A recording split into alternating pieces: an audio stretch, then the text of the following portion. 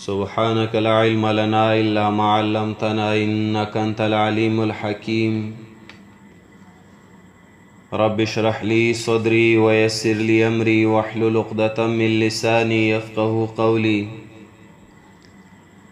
رب زدني علما رب يسر ولا تعسر وتمم بالخير أعوذ بالله من الشيطان الرجيم بسم الله الرحمن الرحيم الذي جعل لكم الأرض فراشا والسماء بناء وأنزل من السماء ماء فأخرج به من الثمرات رزقا لكم فلا تجعلوا لله أندادا وأنتم تعلمون صدق الله العظيم. سورة البقرة دویم باب شروع دی د آیت نمبر 21 نا تر آیت نمبر 140 پوری.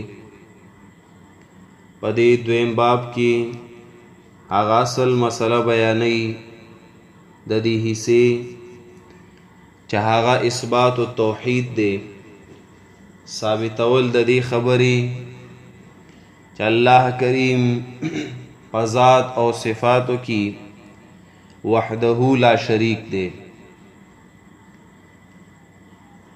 د دې باب په اول آیت کې دعوی توحید ذکر کړي په ذکر د دوا ادله عقلیه، بیا ورپسې آیت چې اوس ما تلاوت کو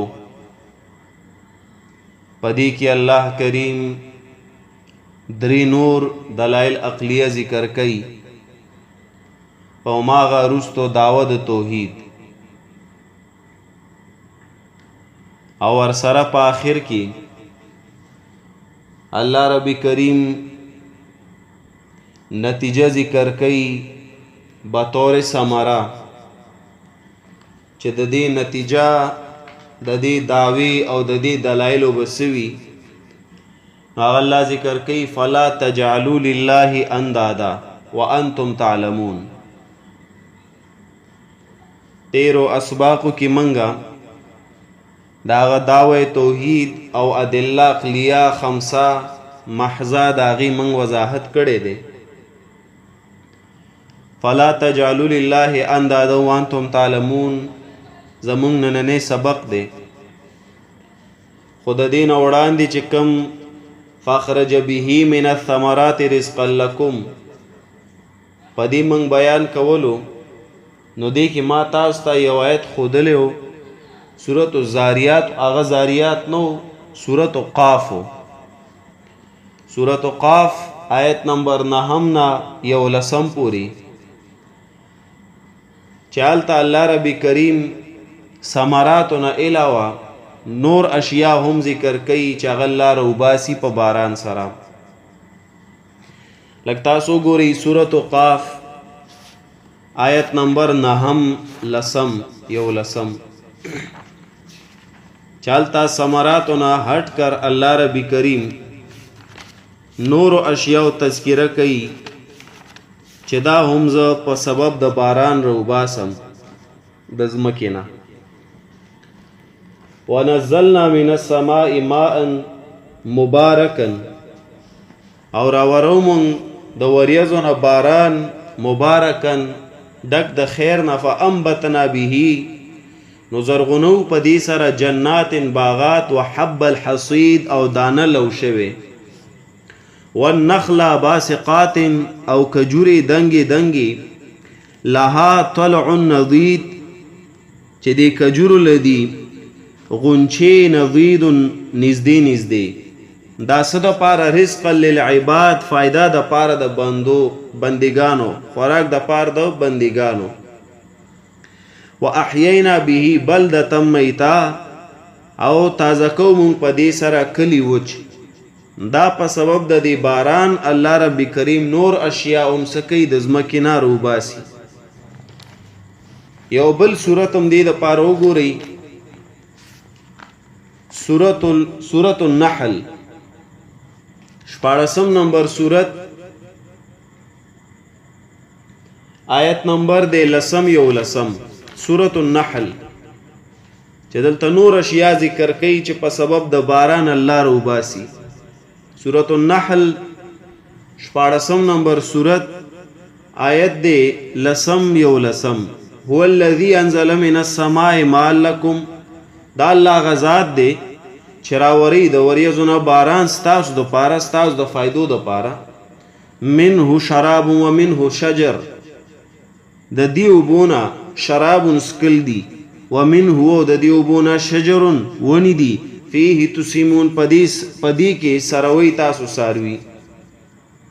الله پدی سرا سشرو باسی ونی بیا مخ کې سوي ينبت لكم به الزرع، زرغونی ستاسو د فائدې د پاره په دیو بو سرا زرع فصلونه زرغونی.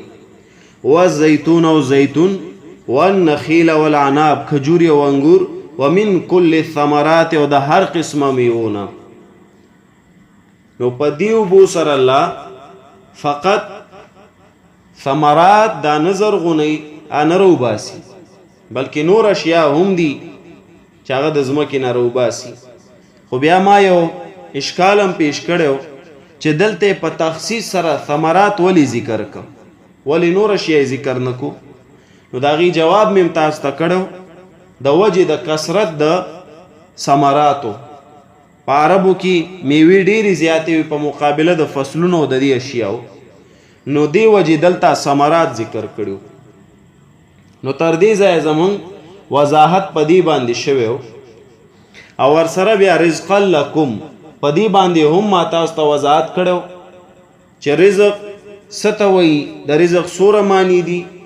نو دا ما تاسو ته په تفصیل سره سورة البقره 3 آیت دلان دی ویلو، الذين يؤمنون بالغیب ويقيمون الصلاة ومما رزقناهم دلان دی. التما ویلو چې رزق پمانه د انتفاع هم راضی پمانه د فائدې، او دا آیت ما تاسو ته وباسلو چې دلته رزق پمانه د انتفاع د فائدہ. نو لہذا رزق لکم معنی بداسې کو انتفاع لکم. فاخرج نروباسی پدی باران سره من الثمرات د میونه، رزق لکم اے انتفاع لکم فائدہ ستاسو د پاره، ستاسو د پاره فائدہ ده. او که رزق هم معنی کوي سحر چ پکې نشتا، خو چې تاسو ته یاد دي دلته رزق نه مراد څه شي؟ فائدې دي. نو دې سره فائدہ سو شو چې روستو ثمرات د هغه فواید درته معلوم شو چې پاغي کې فائدې ډېری زیاتې دي. او تاسو کتلی په میوو کې په فروټو کې فواید سوره ډېر زیات دي، پای کې سوره انرژي او طاقت وي. هغه تاسو خبا خبرې دسي بیان نور سورتونو کې هم الله کړی دی. یو دو سورتونه به طور نمونه وګورئ. سورة ابراهیم څنګه چې دلته ادله بیان ک، تقریبا همداسي ادله په نور سورتونو کې دي. لکه سورۃ وګورئ ابراهیم 14 نمبر سورت، سورۃ ابراهیم 14 نمبر سورت آیت نمبر دے 22. الله الذي خلق السماوات والارض، الله غزاد دے پیدا کړی اسمانونو زمکا. وانزل من السماء ماء، او راوری د وریځونو باران. نروباسی پدی سره من الثمرات د میون رزق لکم فائدہ یعنی خوراک ستاسو د پاره. وسخر لكم الفلك، نو دلته وګوره تقریبا مکه شان دلایل درته ذکر کو.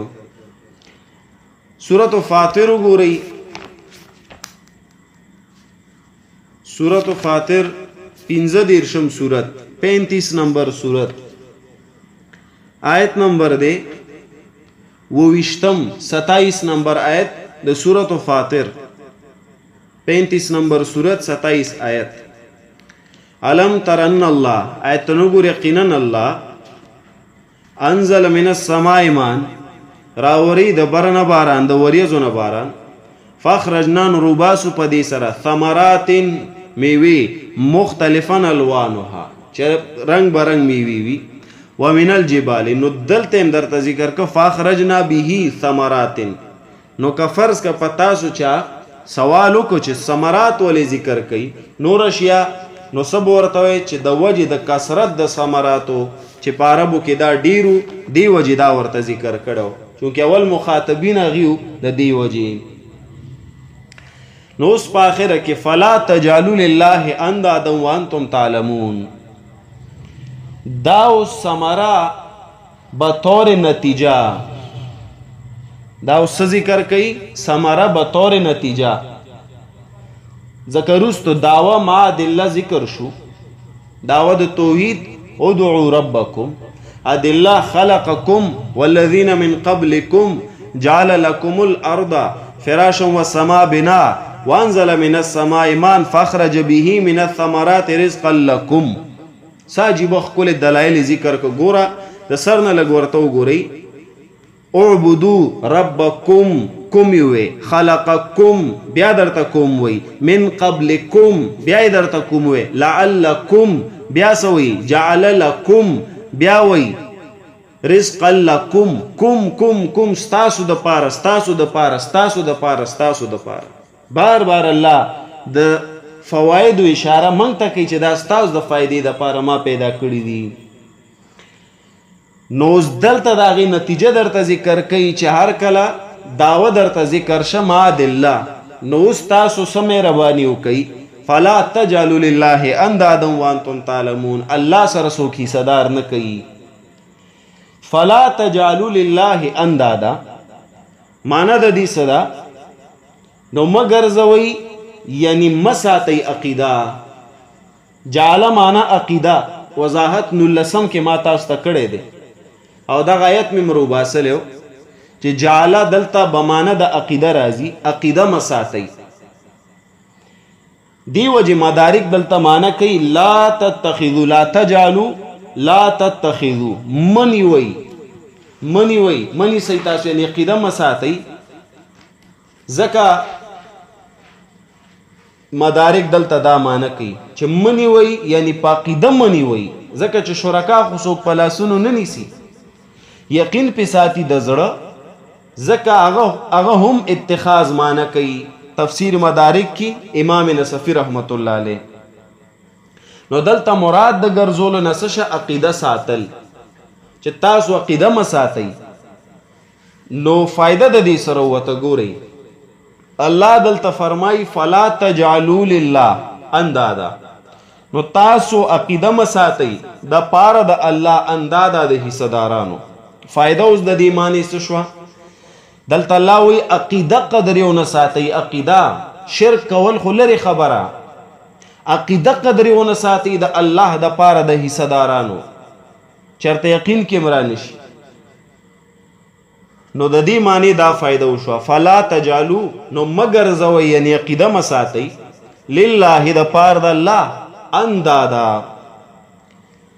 د حصدارانو. اندادا جمع د ند، او ند په لغت کې څه معنی ده؟ مختلف معنی کړي مفسرینو. اندادا جمع د ند، ند په لغت کې یو معنی ده المنازع، المنازع چې څوک جګړه کوي. نو گویا کې د اندادا معنی څه شو؟ جګړې کوونکی، چې لغوي معنی واخلو.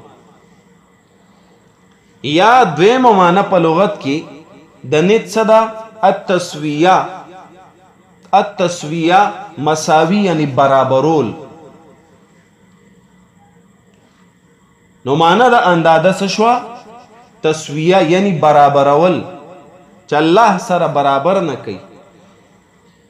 نو دا دو معنی د ند په لغت کې، یو المنازع چې څوک جګړه کوي، دویم التسویه چې څوک برابري. نو الله گویا کې دلته فرمایي فلا تجعلوا لله اندادا، نو تاسو مگر زوی الله لا اندادا هغه څوک چې تاسو په نيز دغه جګړه کوي یا تاسو په نيز دغه برابر وي د الله سره. دلته یو سوال وسراغه، کمنګ منازع یا مساوی مانو کو، نو الله سره منازع او مساوی خو سره څوک شته نه، او نه د دې څوک قائل دی. نو بیا دلته ولې مفسرینو دا معنی کړي؟ ور په سوال ځان پوي کې ما وی انداده جمع د ند په لغت کې المنازع ته وي چې څوک جګړه کوي یا التسویه معنا برابرول مساوي چې څوک مساوي وي نو هغه ته ند وي او انداده جمع شو. نو سوال دا راځي چې الله سره منازع او مساوي خو سره څوک نشته او نه د دې څوک قایل دي چې الله سره څوک برابر کی یا دا وی چیرې دا فلان کې بابا د الله سره بالکل برابر دی یا دا بابا د الله سره جګړم کولی شي دا خو هیڅ کم نه وي.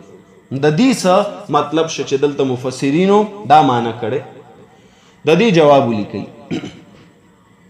دراصل دا علی سبیل التحکم او زجر د پاره معنی د دې څه شو چې بشکا د الله منازع او مساوي خو نشته خو که څوک تمه د مخلوق نه پیدا کی او هغه تمه وساتي چې بابا مال راکي صحت راکي بچی راکي نو دا داسې شو گویا تا د الله منازع او مساوي وګرځولو.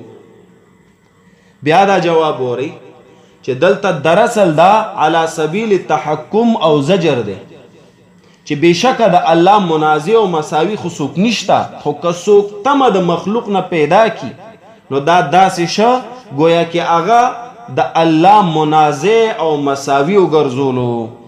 او دا جواب تفسیری کبیر کې امام رازی رحمت الله علیه کړی دی. حاصل د دې خبرې څه شو چې د الله منازع مساوي خو بشک نشته دا خبره خو واضحه ده خو که فرض که څوک د چانه تمو کی پشان د الله یو صفت چاله ورکی داسې شو گویا کې تا هغه د الله سره برابر که او دا تا د الله سره په جنگ کې ودرولو چې دا د الله سره جنگ هم کولی شي. دا یو جواب. یا دویم جواب په دې ځای کې بعض مشرکین قایلو چې د الله مساوي او منازع شته دی. بعض مشرکینو داسې د مشرکانو یو قسم تفسیری کبیر کې امام رازی ذکر کړی دی نورو مفسرینو هم ذکر کړی چې یو قسم مشرکانو چې هغوی قایلو د دې چې د الله مساوي هم شته او منازع هم شته چې الله سره جګړه کولی شي او الله سره برابر وي او هغوی ته څه وایي کف همسر. نو الله تعالی د هغوی د رد دپاره که تاسو صورت کتلی وي قل هو الله احد الله الصمد لم یلد ولم یولد ولم یکن له کفوا احد. نو هغوی کف همسر د الله منلو چې د الله سره مساوي او منازع شته چې جنگ کولی شي برابر وي. نو گویا کې د دې لغوي معنی سره تردید د کومو خلکو کیږي د هغه مشرکانو چې هغوی منازع او الله سره مساوي مني. دا فایده یې وکړه. نو اوس معنی دا شوه نو مه ساته عقیده د پاره د الله برابر صفات کې بل څوک چې تاسو د الله د پاره دا عقیده قدر ونه ساتئ چې هغه سره په صفاتو کې هم څوک برابر شته. معنا حاصل دا شه چې الله له په یو صفت کې هم ند مه ګرځوئ عقیده مه ساتئ. الله له په یو صفت کې هم تاسو عقیده مه ساتئ چې دا د الله سره څه شه برابر شه. او د دې ښه وضاحت لږ تاسو وګورئ د دې ند وضاحت هم دغه سورة البقره کوي. مخکې آیت را روان دی آیت 165 لګو ګورئ 165 نمبر آیت د دې سورة البقره چې لږ نور هم واضح شي درته. ومن الناس من يتخذ او بعض د خلکو نه غسوک دي يتخذ من دون الله نسی ان عقیده ساتي من دون الله بغیر د الله نه اندادن د حصدارانو سمانا. اوس ګوره درته مخې ته وضاحت کوي چې ند دا په یو صفت کې برابرولو ته وایي.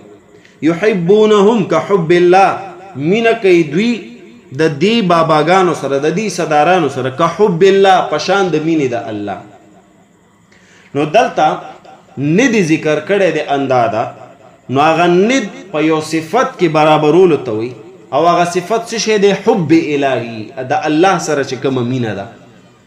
نو په دې بقره 165 کې درته وضاحت وکړه چې انداده جمع د ند معنی څه شوه په یو صفت کې د الله سره څوک برابرول په یو صفت کې او هغه یو صفت در ذکر که هغه څه شی دی حب الهی مینه د خدای توب چې تا د بابا سره مینه د خدای توب وکړو د الله په شان نو گویا کې تا د الله سره سکو برابر کو. دارنګ لک سورۃ الشعراء هم وګورئ. سورۃ الشعراء سورت نمبر 26 نمبر سورت 26 نمبر سورت 28 سورت آیت نمبر دے 98 نمبر آیت.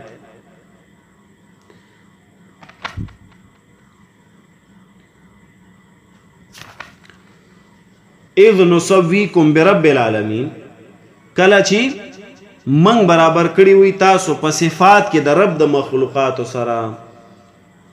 دا ابلیس او داغه لخر ذکر کوي چې منگ څه کړی وي تاسو برابر کړی وي د رب د مخلوقات سره. ابلیس شا برابر کړی د الله سره سو کې برابرۍ یا د نور باباګان زیاتر مشرکان خو نه برابرۍ خو البته یو صفت د الله هغه ابلیس لا یا بابا لا ورکی نو الله تعالی دلته سوی اذ نسویکم برب العالمین کله چې من برابر کړی وي تاسو په صفاتو کې د مشرکانو د خپل پیرانو د ابلیس و غیره ته به د مشرکان وي چې من تاسو د الله سره برابر کړی وي نو دا برابرتیا په یو صفت کې وي.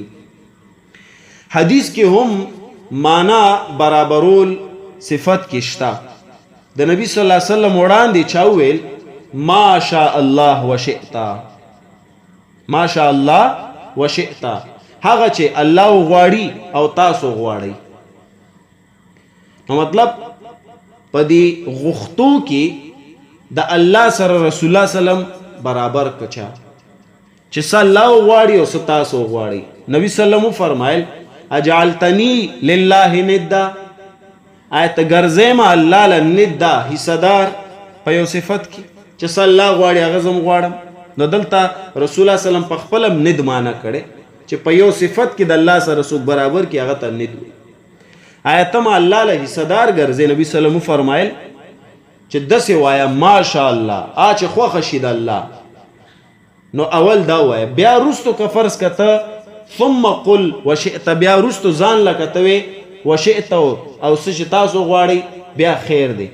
مطلب الله چې څه غواړي دا جدا کا او زه چې څه غواړم هغه جدا کا ما به د الله سره برابر وای نه. نسائی او ابن ماجه دا حدیث ذکر کړی دی. نو دلته هم په یو صفت کې د الله سره برابرول دته سویلې دی ند چې په یو صفت کې د الله سره څوک برابر ک هغه تا ند ک د الله یعنی ک ډیر خلق دی په یو صفت کې الله سره برابر کړو هغه څه شو اندادا شو. نو گویا کې معنی دلته څه شو فلا تجعلوا لله اندادا نو عقیده مساتئ یا مگر زوی د پار د الله اندادا څه شی حصداران اندادا حصداران پس کې په یو صفت کې. اوس دلته معنی مونږ سره څه شو دا خو په لغوي معنی باندې مونږ بحث وکړو. د اندادا معنی څه ده نو هغه مونږ ته تعریف د دې د نت تعریف تفسیر مدارک امام نصفی رحمت الله علیه کړه دی ډیر لنډ کړه. هغه وایي چې اندادا نه مراد څه شی دی شرکا. ناغه دا څه معنی کوي فلا تجعلوا لله اندادا فلا تتخذوا لله شرکا. نو منی وی تاسو یعنی عقیده مساتی تاسو لله د پار د الله اندادا ای شرکا د حصدارانو چې الله سره تاسو حصدار کوي او حصدار دا په یو صفت کې وي. نو په یو صفت کې هم څوک د الله سره حصدار نه کوي دا هغه نتیجه وروته به طور ثمره چې روستو داوا ذکر شعبدو ربکم ما دله خمسه صرف دې د پاره چې الله سره څوک حصدار نه کوي. بیا مخ کې وي وانتم تعلمون او تاسو خپويږئ تاسو خپويږئ وی کې خطاب چاته کوي مشرکانو ته چې الله سره حصدارانو نه ګرځوي ولی تاسو خپويږئ. خطاب منافقان ته کوي چې تاسو خپويږئ. دلته ګوروي وانتم تعلمون یو اشکال راځي او رستو دیار لسم لګو ګوري الته سویلو لا يعلمون دوی نه پويږي. رستو امدی صورت 14 کې ویلو 13 نمبر آیت کې لا یعلمون نه پوهیږي، او دلته ورته سوی انتم تعلمون تاسو پوهیږئ. د دې څه مطلب شو چې یو ځکه د علم نفی تی کوي او بل ځکه ورته د علم اثبات کوي. د دې څه معنی، د دې څه مطلب، دا یو اشکال دی. د دې جوابات لیکي. رستو مطلق علم د دین نفیو چې بالکل سره علم د پوهې دوی سره شته نه، مطلق علم. دلته فقط یو خاص علم ذکر کړي او مخصوص علم. هغه څه شی دی؟ هغه د دې دلایل علم دی. لکه تفسیر مدارک کې امام نصفی رحمت الله علیه خپل معنی دلته کړي. هغه وایي په دې ځای وانتم تعلمون بانه هو الخالق الرزاق. معنی ولیکي تفسیر مدارک امام نصفی رحمت الله علیه دلته ذکر کړي چې تاسو پس پويږي په دې خبره وانتم تعلمون، او تاسو پويږي پس شي بانه په دې چې الله هو الخالق الرزاق، هغه د خالق، هغه د رازق. او د دې ذکر وروسته شوی چې دوی خالقیت د الله منی، لکه سورۃ العنکبوت و غیره ما تاسو ته وباسلو چې د دې مشرکان نه پوښتنه وکړي، د دې منکرینو نه، چې د ازمکه اسمان چا پیدا کړی، نه خالق څوک دی وی الله، چې ورته رازق څوک دی وی الله. نو په دې خو هغې پوهېدل. نو دې وجې دلته مدارک معنی کوي وانتم تعلمون بانه هو الخالق الرزاق، او تاسو پوهیږي په دې چې هغه د خالق او رزاق. دارنګ دویمه معنی هم دلته کېدی شي د وروستو سیاق سره چې مونږ لګو وانتم تعلمون، نو د انداده سره لګو. ګوره وانتم تعلمون، وانتم تعلمون بعجز الانداد، وانتم تعلمون او تاسو پوهیږي پس شي باندې بعجز الانداد، په عجز د دې شرکاو د دې حصہ دارانو چې دا عاجز دي. دوی په دې پوه دي چې دا باباګان د اولیاء چې موږ را مدد کوو دا عاجز دي. د مکې مشرکان په دې پوه چې موږ د اولیاء را مدد کوو دا عاجز دي. لکه تاسو دې دپاره سورت یونس وګورئ. سورت دی سورت یونس چې دوی په دې پوه وو، ځکه دوی وایي مونږ خو عبادت نه کوو، دا خو صرف زمونږ سفارشیان دي. نو هلته دوی د هغې د عجز قایل شوي دي. سورت یونس آیت نمبر دی 18 نمبر آیت 10 نمبر سورت. ویعبدون من دون الله، او عبادت کوي دا مشرکان بغیر د الله نه ما دغه چا لا یضرهم چې نقصان نشي د فکول دوی نه، ولا ينفعهم او نه فایده ورکولی شي دوی ته. ویقولون وی هؤلاء دا خلق شفاعون عند الله، سفارشیان دي زمونږ الله څخه، دا الله څخه زمونږ سفارشیان دي، موږ ورته معبودان نه وایو. نو دا آیت په دې دلیل دی. نو دویم دلته معنی موږ څوک وانتم تعلمون بعجز الانداد، او تاسو پوهیږئ په عجز د دې حصه دارانو چې دا عاجز دي. نو په دې تاسو پوهیږئ، په دې پوهیږئ چې الله خالق او رزاق دی، په دې پوهیږئ چې دا حصه داران عاجز دي. نو جواب وشو چې وروسته مطلق علم دلته فقط یو خاص علم دی. حاصل زمونږه د دې معنی نه سره ووتو وانتم تعلمون، او تاسو ښه پوهیږئ پس شي په دې چې هغه الله خالق او رازق دی، یا او تاسو ښه پوهیږئ په دې چې ستاسو حصه داران څه دي، عاجز دي. نو دا زمونږه آیتو د دې آیت آخرو رأس الآیتو چې په دې کې منګه نتیجه به طور ثمره ذکر کو. یو خبره نوٹ کړئ، د مناطقو فقهاو انداز بیان داسې دی، فقها اول دعوه ذکر کوي بیا دلایل ذکر کوي. فقها اول دعوه ذکر کوي بیا دلایل ذکر کوي. او دا طریقه تاسو کتو قرآن دا طریقه اختیار کا، ول دعوه ذکر کو عبدو ربکم بیا دلایل، خلقکم والذین من قبلکم جعل لكم الارض والسماء بنا وانزل من السماء ماء، دعوه دلایل. مناطقو طریقه بیان څه دی، انداز بیان څه دی، مناطقه ول دلایل ذکر کوي او بیا دعوه ذکر کوي. هغه طریقه هم دلته قرآن اختیار کو چې ول دلایل ذکر کوي. خلقکم والذین من قبلکم جعل لكم الارض فراشا والسماء بناء وانزل من السماء ماء. په اخره کې دا فلا تجعلوا لله اندادا. قرآن کریم دوانه طریقې دلته څه کړي اختیار کړي دي. نو دا آیتونه زمونږه اختتام پذیر شو. ګوره په دې آیات کریمو کې الله رب کریم دعوی توحید ذکر ک ما ادله عقلیه او دغه دعوی توحید سره د دلایل عقلیه ولی ذکر شو. صحیح ده؟ ولی ذکر شدا یو سوال دی. په دې ځان پوه کوي زمونږه د فقه کتب او دارنګ د احادیثو کتابونه چې سوره دي هغه کتاب الایمان کې عموما دا بحث کوي چې په توحید کې ضرورت د څه شی وي د عقل. توحید محتاج دی عقل ته او توحید نه علاوه چې سوره مسائل دي هغه محتاج دی نقل ته. په دې کلام ځان پوي کې توحید محتاج دی عقل ته او مسائل چې سوره دي محتاج دی نقل ته. نو معنا توحید داسې مسله ده چې د دې تړون د دې تعلق د عقل سره دی او نورې مسلې داسې دي چې د هغې تړون د هغې تعلق د نقل سره دی. معنا توحید داسې مسله شوه چې دا هر یو عقل سلیم تسلیمي.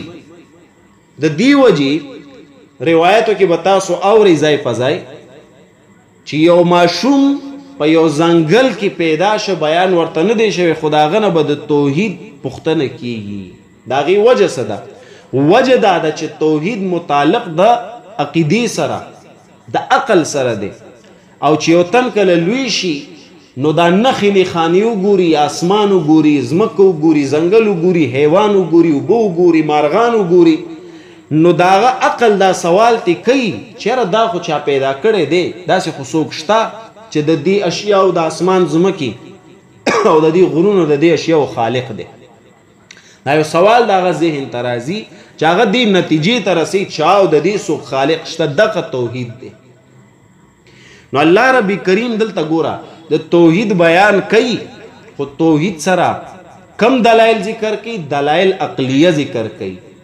نو په دې خبره ځان پوهېږي چې توحید د پاره فقط د عقل ضرورت دی. انشاءالله په دې لږ شان بیان شته، واقعات دي د ائمو ما ویل تیریږم پې خو تیریږو پې نه.